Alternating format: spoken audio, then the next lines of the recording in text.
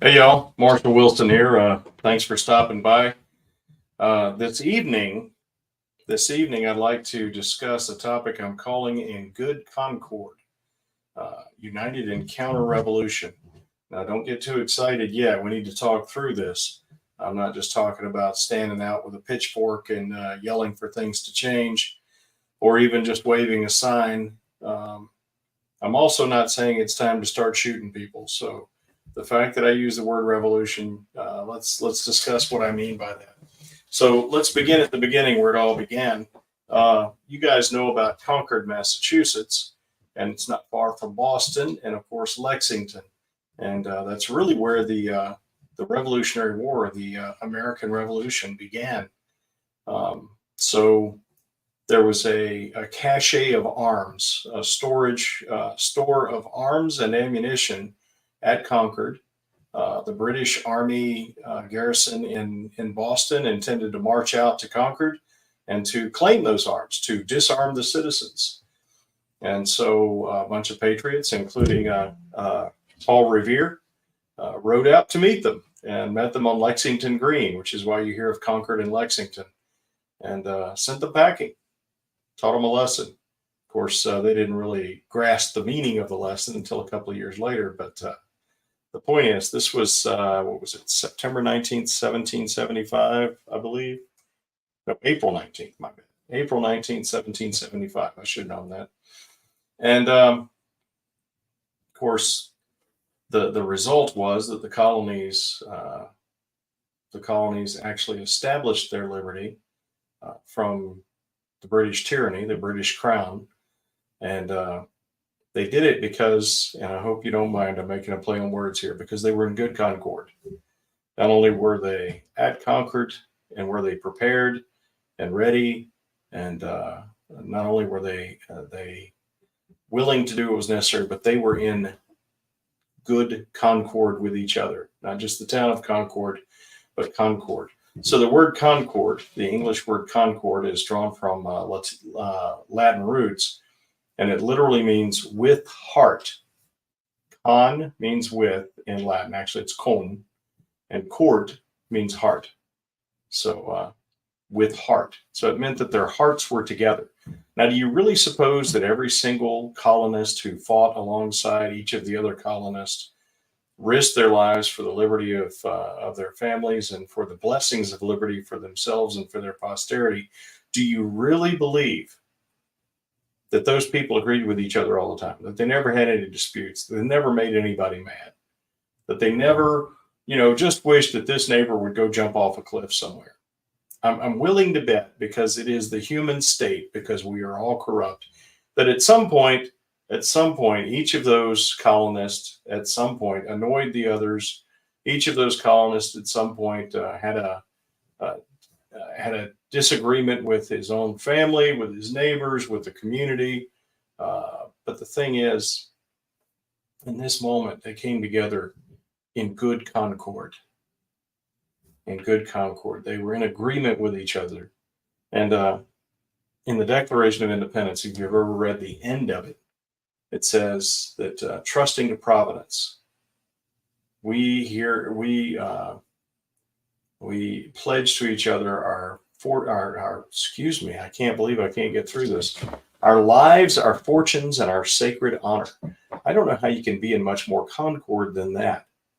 Our lives, our fortune, our sacred honor. In other words, we will die for each other to defend each other's rights and homes and liberties. Our fortunes, the money that we have, the wealth that we've built, the land that we might have, the produce of our land, anything that we have of value, our lives, our fortunes, and our sacred honor. They had sworn their sacred honor to each other. Now, this is an interesting concept, because a lot of people will tell you, because today there are a lot of people who are deconstructing the American Revolution and trying to tell you that what you learned about it as a kid is not accurate. And don't get me wrong, as a kid, you didn't learn all of it. There's a lot more. There's a lot more of it that most of us as adults don't know. But the fact remains that there were people who came together and fought for their liberties against the greatest empire on the planet, and they won.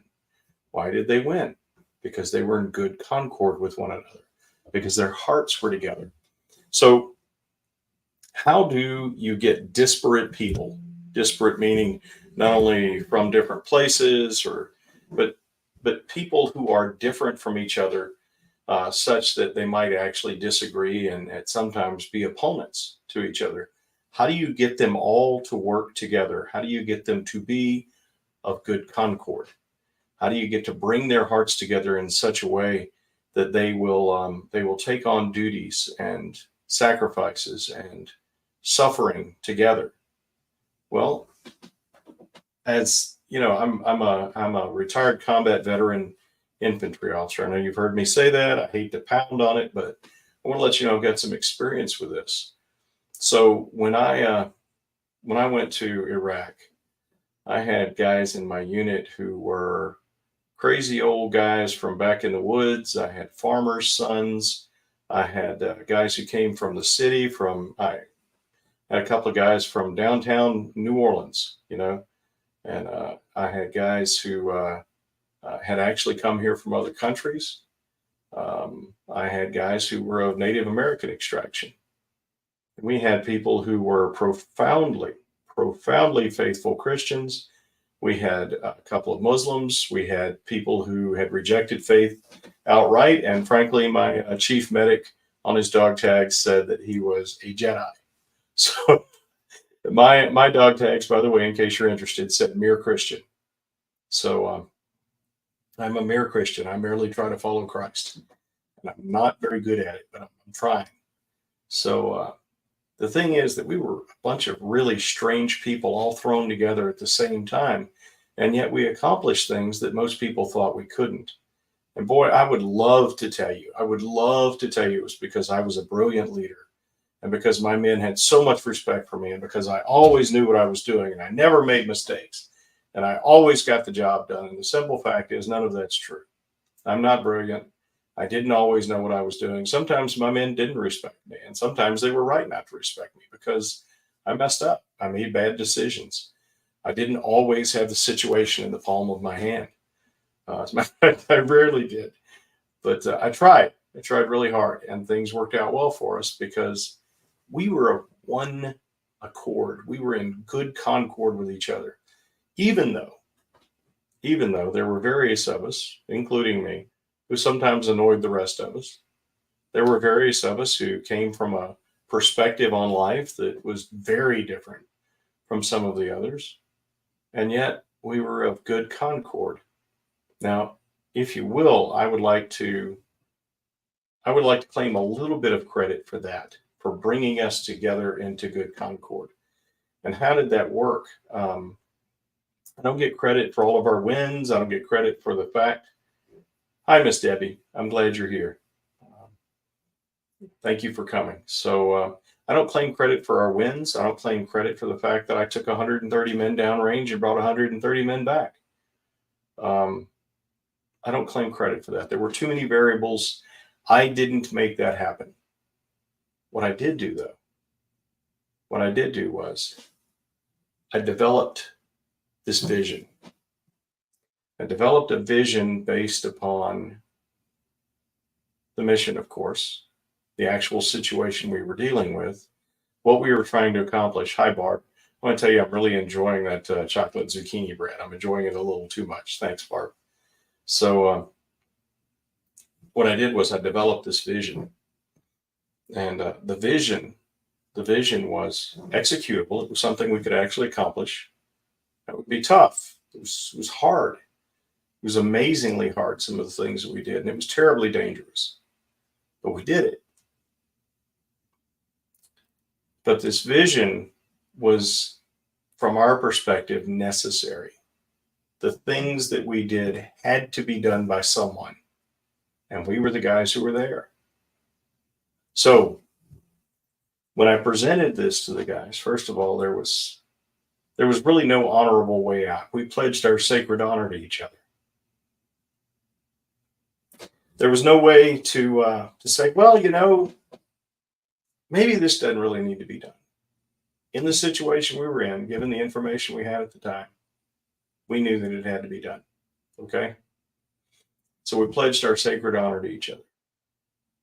We also pledged our lives. I guess that's fairly obvious. You've got a bunch of infantrymen and sappers and MPs, and we're all out there in the desert together, looking out for each other, along with a bunch of spec ops guys, and pledged our lives and our sacred honors to each other. Now, our fortunes, that's a little more convoluted. I know that sounds strange. It's not like we were pitching in our own money to buy rounds or anything like that. However, we all understood that if we wantonly destroyed equipment or lost something, that everyone involved was going to have to pay for that equipment, which is weird given the whole withdrawal from Afghanistan thing. But that's a discussion for another time. We pledged to each other our lives, our fortunes, and our sacred honor.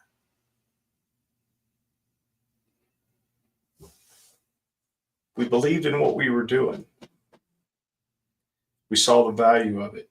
And we had a common vision of what we were trying to accomplish.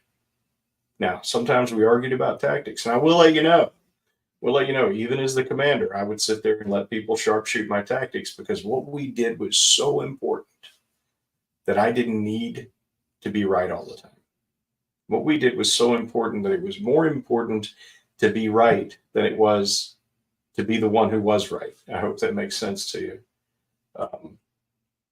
We couldn't afford for me to claim all of the authority to make all of the decisions or to have all the ideas just because I was the boss. Now, I got all the responsibility for it. Like I've told you before, being in charge means one thing and one thing only. It's all your fault. But there were things that other people knew that I didn't. There were things they had seen that I hadn't. They had information that wasn't available to me. It would be foolish of me to decide that I was going to ignore whatever their concerns were simply so I could be the boss. And I try really hard not to be more foolish than I generally already am. I try to be less foolish than I normally am when lives are on the line. So we were of one accord. We were in good concord. We worked well together, despite the fact that, frankly, if we had run into each other in real life anywhere, we probably wouldn't have, wouldn't have hit it off. It's not like every single one of us was the sort that every single other one of us would have chosen to hang out with. But none of that's relevant. These men are my brothers. So, how do we become brothers? Of course, once again, just to be really clear about this, when I use the word men, I use it in the classic sense. When I use the word brothers, I use it in the classic sense. Yeah, the English language does not have a neuter gender. So when we speak of elements or groups of people, and we speak of, ones that are mixed male and female, we use the term he, because that is that's the standard English way of talking. So my brothers, including my sisters, but we have to do this, guys. So I think we all understand, or at least have a good idea of what the problem is. The problem is that the people who work in our government have decided that the Constitution is irrelevant. And it's pretty self-serving for them to decide that, because the Constitution exists for the sole purpose of delimiting government. Its form, its functions, its power, its authority. And they've just decided that it's not relevant anymore. And this goes back to the progressives that, before the beginning of the 20th century, right at the end of the 19th century, and coming all the way through the 20th century. And it's in full flower now, this idea that the government's in charge. And that was not the original concept. Those people back in Lexington and Concord would have said the exact opposite. The government is not in charge. Very much not so. So, what do we do about it? First of all, each one of us has to pledge his life, his liberty, and his sacred honor to the cause of defending the liberty of each of his fellows, each of his neighbors. Even if you don't like that sapsucker, you've got to defend his liberty. Why? Because if he's not free, you aren't free. If he's not free, your children are not free. If we allow someone to determine that that guy over there who really annoys us does not have the liberties that he uses to annoy us, what we have decided is, what we have established is an authority to limit all men's power, all men's liberty. Do you see what I'm saying? So if we establish an authority to limit that guy's liberty because he uses his liberty to annoy us, then what we've also done is given that authority to that, whatever it is, that entity that we use to limit his liberty, that we've given them the authority to limit our own.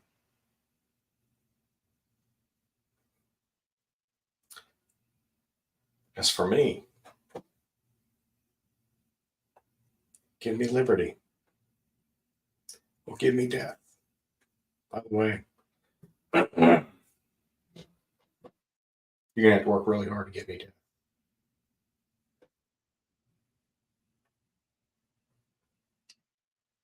So what we have to do is decide that we're all on the same team.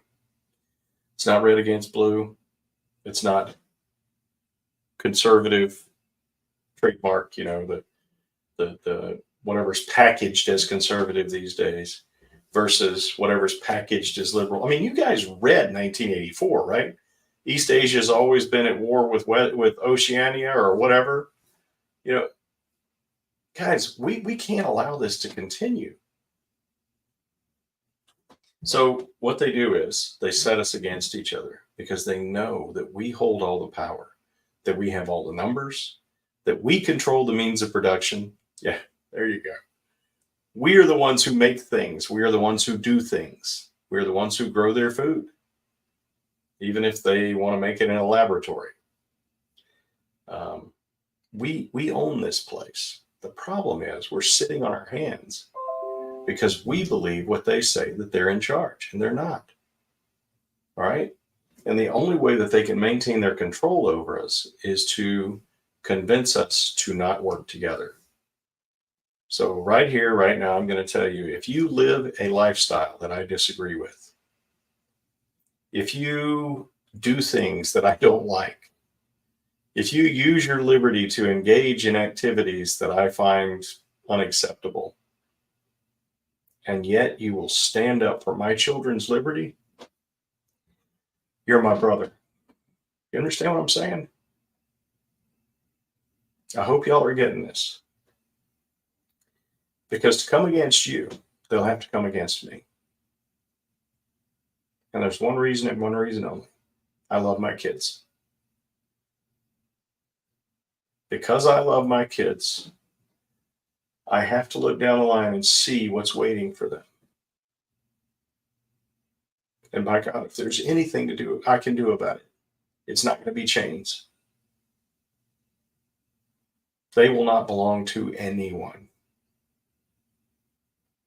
So, to do so, I must make a compact. I must be in good concord. I must be of the same heart with people who annoy me, which is everybody, including myself. I often annoy myself. I know that sounds crazy, but it's a fact. I must be in good concord with people who choose lives that I would never choose, who do things that I can't imagine doing, who believe things that I find strange and unacceptable. I will accept everything as a right because I don't want anyone to have the right to place limitations on my liberty or those of my children. Now, does that mean that I believe that people have the right to infringe upon other people's rights? All right, let's talk about that for a minute, because that's where everybody wants to take it, and they go down the toilet swirling around with Coriolis effect.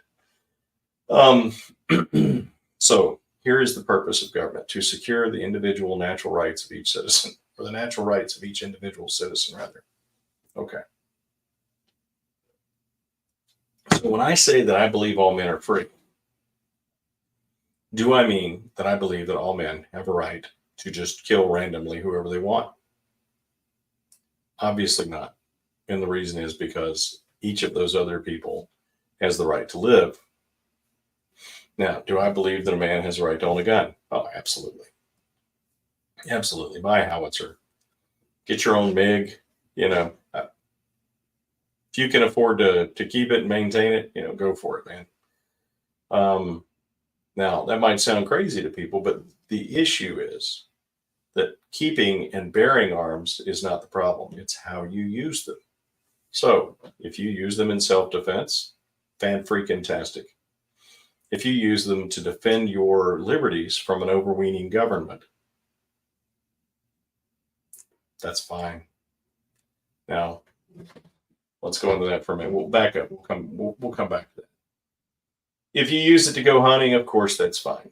If you use it because you want to murder people, because you want to deprive other people of their rights, of their liberties, their opportunities to freely exercise their rights, that's not okay. That's called a crime.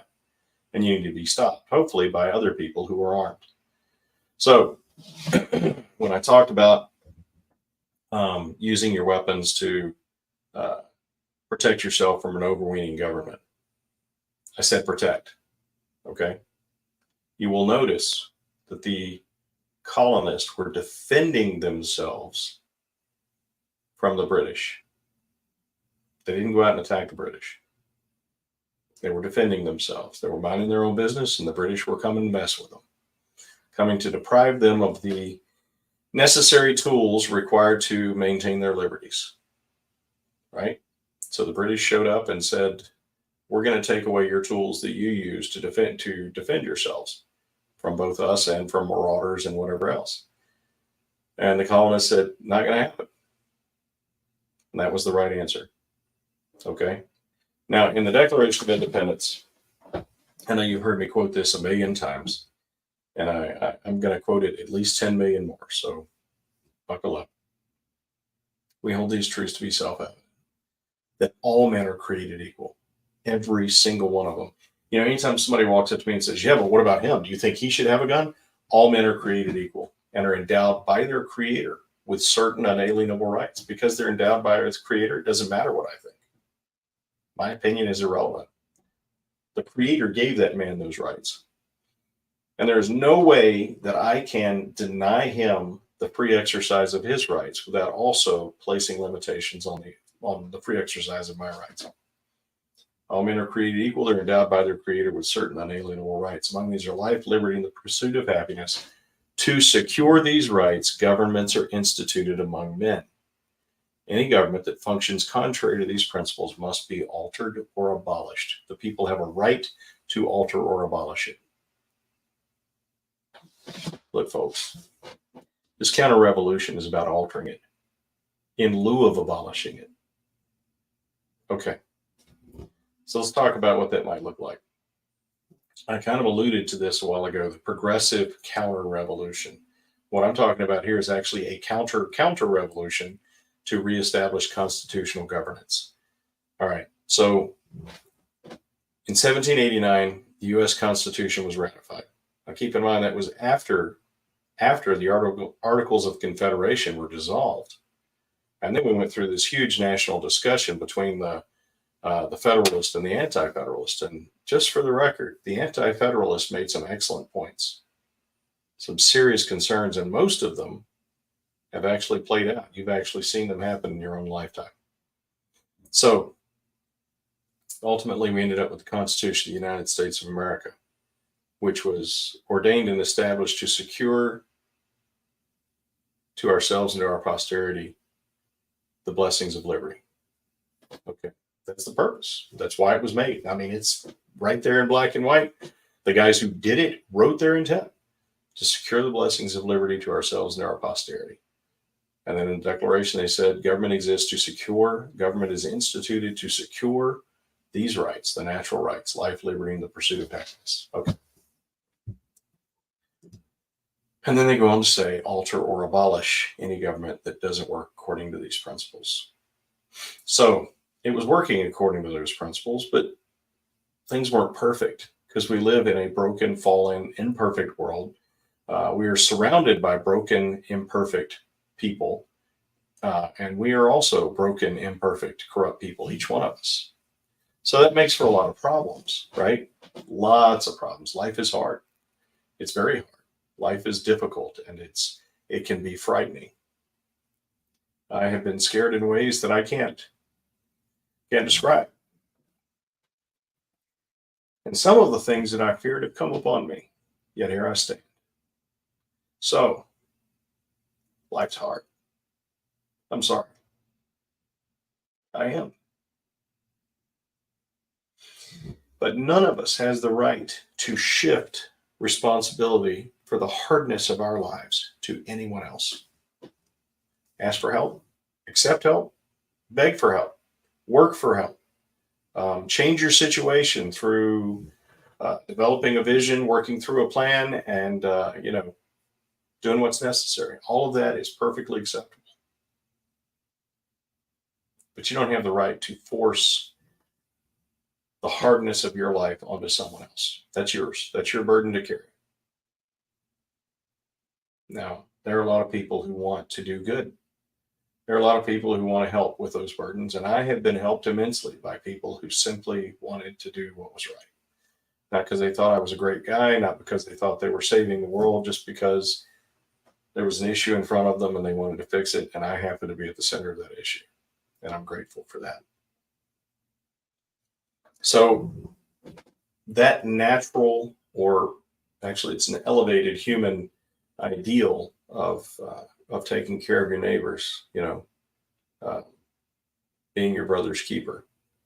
All those things are wonderful. The problem comes in when people want to delegate that to the government. Let's talk about why people want to give that responsibility to the government. Okay, so if you look out into the world and you see that there are people suffering, and you say, that is awful, I want to fix that. Do you immediately say, what can I do? What can I give? How can I serve to fix this issue I see in front of me?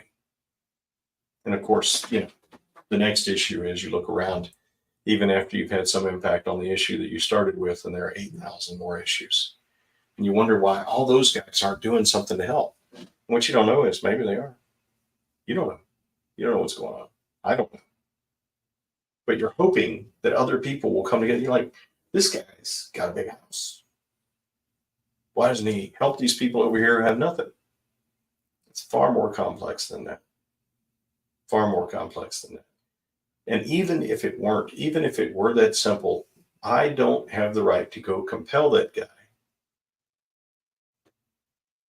to give up his property. And yet there are a large number of people who believe that the government should have the authority to compel you to do what they determine is good and right. That's the first part of the problem. Even if everything they believed was good and right, and in accordance with what I believe is good and right, they don't have the authority to make me do it. Okay? So that's the first part of the problem. The second part of the problem is the things they believe are good and right can be really messed up. And they will use force to compel you to do it. So the progressives began at the beginning of the 20th century by saying, what about the poor people? What about the children? What about the old people? What about the veterans? And of course, it's the same. Those are the same arguments they use today, because decent people care about the children and the old people and the hungry and the veterans. We all do. We all do. And they know that. And they play on those ideals because we hold to them and they don't care about them. What they care about is being in charge. They care about owning you. All right. They don't care about the issues they raise. The issues they raise are simply stalking horses to allow them to get close enough to snatch your wallet, to put manacles on you and turn you into a slave. Okay? So, what we have to agree is that we're going to protect each other. We, the people, have to stand up against this oligarchical, nonsensical, tyrannical obsession that these people have with being in charge. Your immediate thought, anytime someone tells you you have to do something, or you're given a piece of paper that says, this is a requirement, do this or don't do that, your immediate thought should be why? By whose order? By whose authority? For what reason? Immediately. Now, that doesn't mean that once you've asked those questions and received valid answers, that you don't, that a sane, decent person wouldn't say, oh, well, that makes sense. No left turn on a red. Why? Who has the right to tell me that? Well, you know what? Physics has a lot to do with that. There's a lot of physics involved in why I'm not allowed to make a left-hand turn on red. And, not just physics, but there's some biology and, frankly, there's some ethics and a lot of other things that are involved. In a perfect world, no one would need to tell me I can't turn left on red. I should be able to recognize that as a principle that functions in real life. Mad Mako Hurley has joined us, ladies and gentlemen. If you ever want to know what it was like working with me in the Army, give Mike a holler. He'll tell you the straight poop. He won't hold anything back. But the idea is that these people have no authority to tell us what to do. The only authority we have delegated to them is the authority to secure our natural rights. At the moment that they cease to do that or choose to do something other than that, we have the right, we have the duty to alter the government. But because, by God, if we don't alter it, if we don't fix it, it's going to come apart at the seams. It's going to unravel. It's going to implode. And your children and my children and our grandchildren, on down for generations, will pay the cost for it. We have to stand up. It's our turn. We've got to come together in good concord. We've got to stand like the men at Concord. We have got to have our provisions ready. And we have got to stand up for what's right. And we have got to be prepared to live peacefully and well. And we've got to be prepared to walk away from that peaceful life if they force it on us. I hope that I've made a clear point here. I want to be very clear about this point. I am not in any way saying that it's time to attack anybody. Everyone has the right to be safe. Everyone has the right to be secure in his own person. And they only forfeit that right when they attempt to deprive you of the opportunity to freely exercise that right yourself. All right. So what are our questions here about being in good concord as a necessary element of the counter revolution? The counter revolution against the counter revolution that took away our liberties. The forefathers, the founding fathers, fought a revolution to establish our liberties. The progressives and all of their fellow travelers fought a revolution starting in about 1880s or so and coming up to today, have fought a counter-revolution to deprive us of those liberties. And we now here, you and I, have the onus laid upon us. We have the duty to fight the counter-revolution. And God help us if we do it right. We can make it a political, an economic, and an informational war.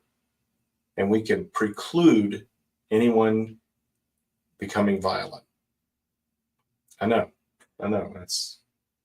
That's a big wish. It's a big vision, but let's do it. Let's engage in politics and information and economics, and let's come together in concord, in good concord.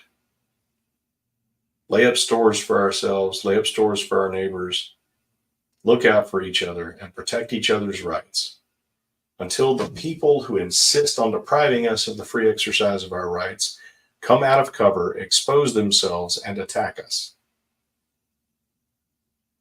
And then we do what we have to defend ourselves. I really hope that's clear. What questions do we have? What comments?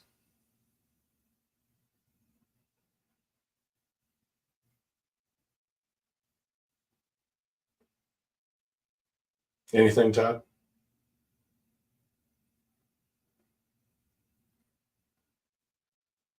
There you go, Barb. Thank you very much. So Barb has posted a link to the Convention of States. A couple of comments I'd like to make about this. First of all, everyone who calls the Convention of States movement, the Article 5 movement, a constitutional convention movement is lying. It is not a constitutional convention. A constitutional convention is an attempt to rewrite the U.S. Constitution. That is a lie. In Article 5 of the U.S. Constitution, is stated very clearly that there are two ways to propose amendments to the U.S. Constitution. Amendments, not rewrites, amendments, just like the other 27 amendments that we've already had. There are two ways to propose them and one way to ratify them. They can only ever be ratified that one way, and we have ratified amendments to the U.S. Constitution 27 times. So these people who are saying this is an attempt to throw our Constitution in the garbage can and set it on fire are lying. It is an attempt to use the same principles that have been used 27 times to amend the U.S. Constitution. The only difference is that the only system that has been used to propose, there are two systems for proposing, written into the Constitution in Article 5. Look at, I'm reading. It's a very short paragraph. It's very clear. Two systems for proposing amendments to the U.S. Constitution. The only one of the two that has ever been used in the history of the United States, and it's been used 27 times, was that actually it's been used more than that because not all of them were ratified. U.S. Congress proposed amendments to the U.S. Constitution. And some of those were wonderful things like the 16th and 17th Amendments, which took away the sovereignty of statehood and then imposed a federal income tax on individual citizens.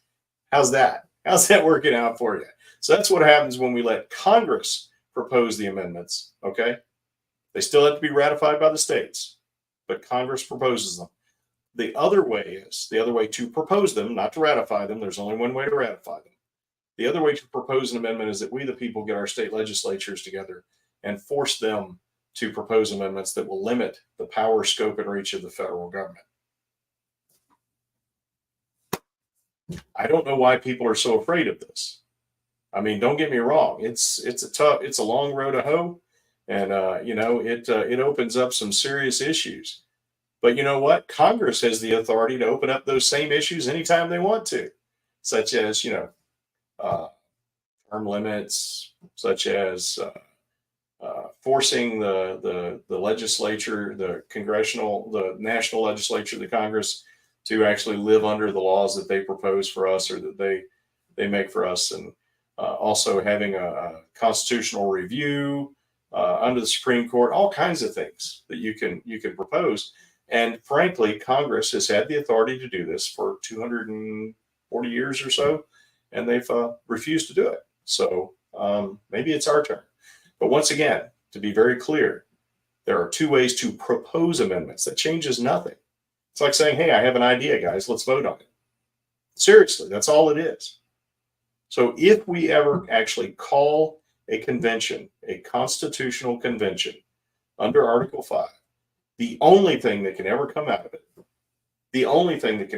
of it is proposed amendments, not a whole new constitution. Okay? So these folks are telling you that there are these lunatics running around, idiots who want to hold a constitutional convention. There might be some, but they're not part of the constitutional convention movement. I mean, see, you got me doing it. They are not part of the Convention of States movement, because the Convention of States is about bringing the states together to propose amendments that must then be ratified through the normal process. So I hope we made that really clear. I'm going to kick that horse in the head for the rest of my life, as far as I can tell, even though he's been dead for years, but at least since 1789. But there will always be people who want to pretend that it means something other than what it means. All right. Yeah, it probably is the only way we'll ever get congressional term limits. And Mike, there are some really good arguments on either side of that. One is, and I really, yeah, thanks, Barb. I don't really know what that link's about, but I'm sure it's something good if you posted it. So there are arguments, good arguments, solid, valid arguments on either side of the idea of constitutional term limits, congressional term limits. The fact is that we have regular elections, and I think the founding fathers saw those as term limits. They said, if you idiots continue to elect the same fools over and over and over again, well, God help you, that's your fault. But I do understand the importance of turnover in Congress and in the state legislatures and throughout the government at all levels. Of course, one of the issues with that is you have this professional class of administrators, which is the very core of the progressive attack on our liberties, was to establish this professional core who actually run the government for us. And you would be astounded by how little actual authority your elected employees have. Something to look at.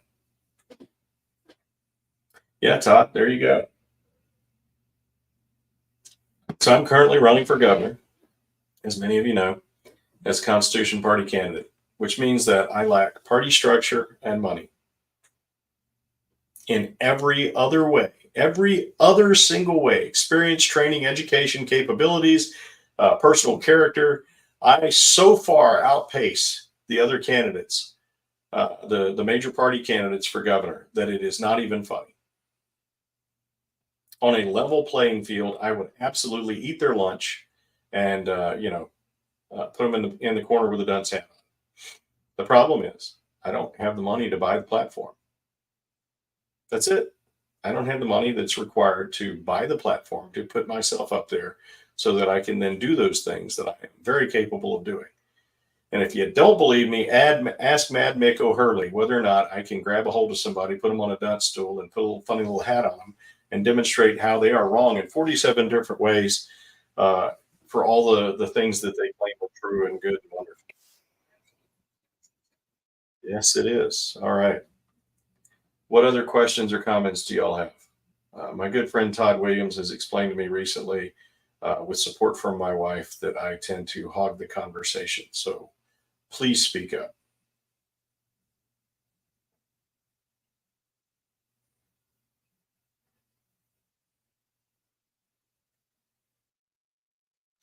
All right. Oh, there's Mike. Mike, if I had time, I'd write it, brother. You know I would. As a matter of fact, I have seriously thought about writing an O plan for restoring the republic, and then specific O plans for the various phases of that operation, and then some principles of conduct. I really thought about writing that. Maybe I could use some help. In your copious free time, maybe we could write those documents together, as we've written so many others together. Miss Debbie, that's what we've been talking about here. How do we stop government overreach? Well, first of all, we have to come together. They can't fight all of us. We have to agree with each other. So the first thing is for us to convince our neighbors, to show them the truth, and get them on board with this idea that the government's not in charge. That's number one, because once they understand the government is not in charge, they will naturally begin to say, well, why am I doing this then? Why am I letting them do this to me? And organically out of that will grow this resistance of citizens, free citizens, against this tyrannical government. Now, in addition to that, if you will forgive me sounding self-serving, because this definitely could be construed as self-serving, but if you look at it from my perspective, it's exactly the opposite. I don't want to be elected. I don't want to be in government. I don't want to go to Charleston. I see it as a mission, much like going to Iraq. I did not want to go to Iraq. I didn't. But you know what? I wore the uniform. I went. I took care of business because it was the right thing to do. Okay? So send me to Charleston. Send me. Make me the point of your spear. Put me in there, and I will expose to you very clearly everything that is being done to you and by whom. Because the only thing that I can see that the people of West Virginia lack is the necessary intel to conduct effective political, economic, and informational operations against the government that is currently engaged in political, economic, and informational war against the people. Send me. Put me right in the middle of them. Make them depend on me to get done what they want done, and then watch them squeal and squirm and demand and cry and curse. And I will be able to point them out to you and say, that guy right there did this to you. That guy right there did this to you. Why do you keep hiring him and sending him back to Charleston? And Miss Debbie, I hope you can see how that will be the beginning of the change. I'm not saying I'm going to run in there and just higgledy-piggledy fix everything. I'm saying that I will work through a strategic process that will establish a system that you, the people, once I'm dead or, been through my 2 terms or been, unelected or whatever, you can continue to run that system to change your government back into what it's supposed to be. I'm never going to lie to you and tell you that I can go in there in 4 years and fix all the problems that have been developing for 150 years. But I tell you what, I'll give you the tools you need. I'll show you where the problems are. I'll explain to you what it should be. And you can correct me, you can believe me or not believe me, but I'll turn the lights on.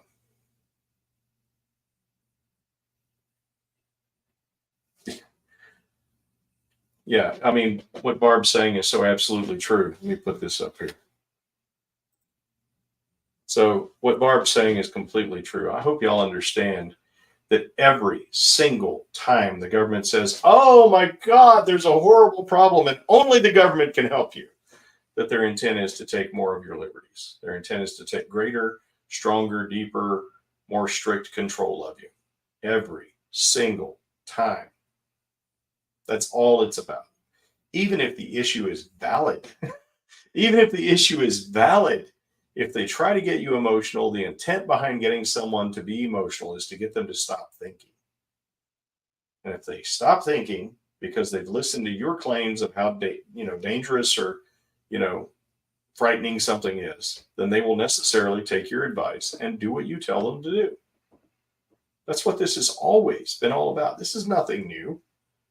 This is nothing new. The only aberration in everything you're experiencing right now is that we're coming from a position where we used to be free. That's never happened before. Right? The United States of America, as it was founded, was the biggest aberration in the history of humankind that we have ever known. And we are rapidly dismantling it right now so that we can go back to business as usual, where people own other people and do with them as they will. Kill them, slaughter them, maim them, buy and sell them. It's really that simple, and I've tried every way that I know to explain this to people. And they keep saying, well, no, I know old Senator Joe and old, Congressman Bob, they're good folks. He stopped by my farm, or he came by my business, or he shook hands with me once. You know what? I sent him an email one time and he sent me one back that said, thank you. So what? They hate you. They want to own you. They want to destroy your lives and to own your children like farm animals. That's it. It's that simple. And they will use every method they can use. And their favorite method is to get you so emotionally wound up and to convince them that only they have the resources and the expertise to fix whatever problem is scaring you, so that you surrender your will to them. It's just the oldest game in the book, guys. It's just a clown show, and we keep falling for it.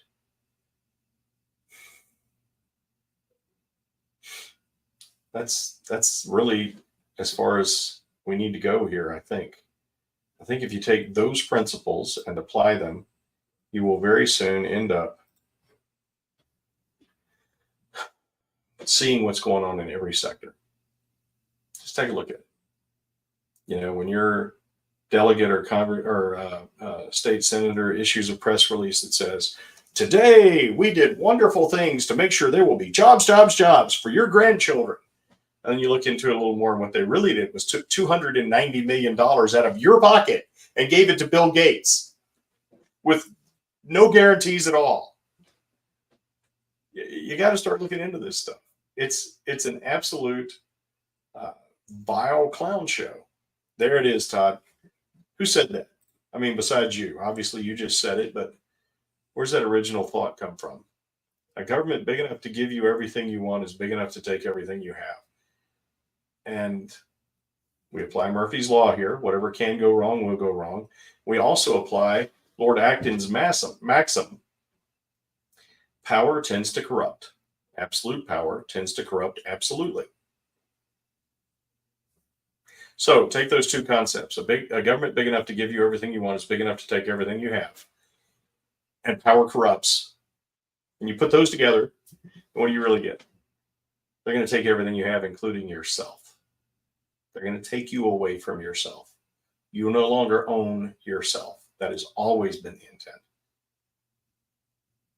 Our forefathers fought a war, gave up, lost everything they had. Trusting in providence, they swore, they laid down their lives, their fortunes, and their sacred honors. And they purchased for us freedom, liberty, the opportunity to freely exercise our rights. And we have dismantled it for bread and circuses. We have dismantled it so that we could trust somebody bigger and smarter and better with more money they took from us, by the way. People who have better resources than us, who can figure these things out because they've got PhDs and stuff. They're all compromised. All of them. Stop it. Stop doing what they tell you to do. All right. What else you got? We've got about another 9 minutes here. If y'all are willing to put up with me for the 9 minutes. If not, I'm going to go hang out with my kids.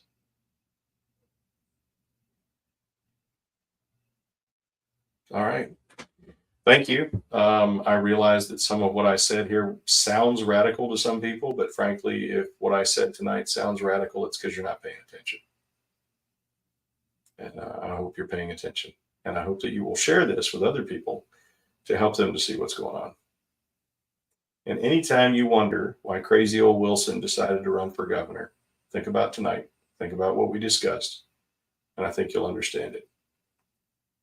Thank you very much. Y'all take care.